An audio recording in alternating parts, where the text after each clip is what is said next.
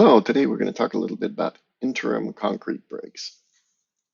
Interim concrete breaks can be a little messy because sometimes you're not sure exactly which concrete breaks want to have an interim report generated for them. Sometimes you kind of know the whole project. You want your threes, fives, and sevens all generating interim reports and getting automatically sent out. And sometimes you're getting calls from your clients and say, hey, I want an interim break on this one or that one, and you kind of need to just set them up on the fly. And sometimes the technician out in the field will get a request from the foreman and say, hey, can you get me an interim break on the 3 day or whatever you've got. And so you need to be able to deal with several different circumstances in the interim concrete break scenario. So I wanted to just run through a few of the tools that we have in Vahalo that allow us to handle a variety of different situations for concrete tests.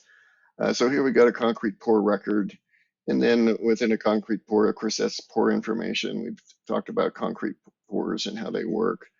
And then within the concrete pour, you can have several different concrete test sets. And we'll look at one today. And of course, the concrete test set is what actually generates the reports. You've got a couple of different reports here. And of course, you've got full control over which ones you want to have show up for your particular organization. We've got several versions of a concrete test that you can select from. And of course, when the trigger for automatic distribution of a concrete test, like any other report within the system, is when it gets approved. So once a concrete test set is finalized, all the 28-day breaks are broken, and the final report is supposed to come out, then the approval will be done for the cylinder set. Interim breaks, though, will happen as preliminary reports, essentially generating a copy of the main report, but it'll be marked as preliminary. And of course, it won't have all the breaks done. It'll just have an interim break and show the rest of the information that's available at that time for the interim report. The way interim reports work is, say here we've got an interim report for the 7-day break. There's several ways that we can kind of trigger this to get automatically distributed with the regular distribution.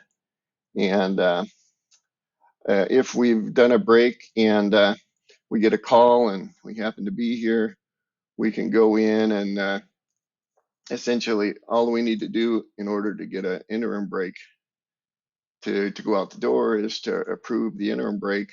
And then if it's set up for a 2 o'clock distribution at 2 every morning, then it'll automatically go out, generate the report, and go out to the client, just the way every automated distribution works. Now, in the situation where the technician out in the field gets notified by the foreman, for example, hey, we need a 7-day break, he can go ahead and before the break is even completed, he can mark this to say, yes, to send an interim report when the distribution is done.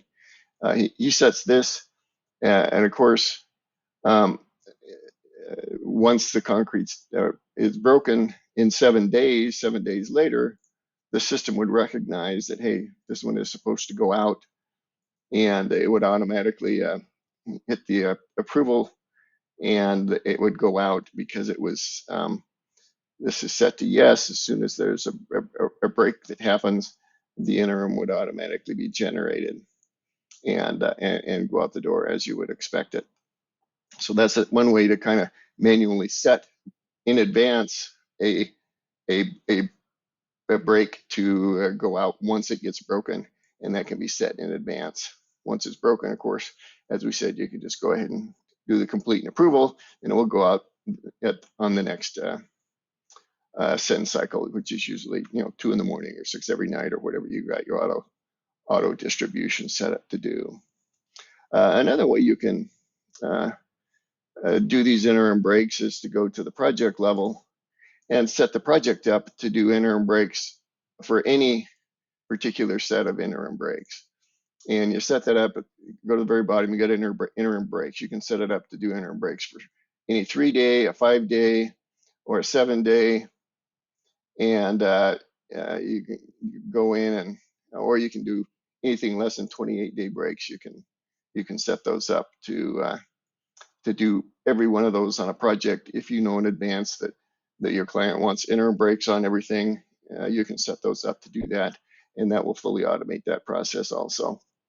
Now, another way to deal with those, of course, you don't always know, and sometimes project managers just going to get calls to get interim breaks done also, and he needs to be able to easily make some determinations. So we've got a dashboard grid here that's available on the project manager's dashboard that allows the project manager to go in and just filter by his projects, and he can go in and look at the breaks that are there. If somebody calls in, he can find the break that he needs, and he can just check this every day and keep up with his breaks. If he wants to just clear it off the list and we don't want this break, or if he wants to set it up to send it, he can send it and just do click, click, click, and update and get deal with his interim reports that way. It's a kind of an easy way to just once a day check this out. If there's any interim reports that you need to do, boom, boom, boom, you're off and running. So there's just one other way to deal with interim breaks in the system. So anyway, hope that's a little helpful on dealing with interim concrete breaks. Thanks a bunch.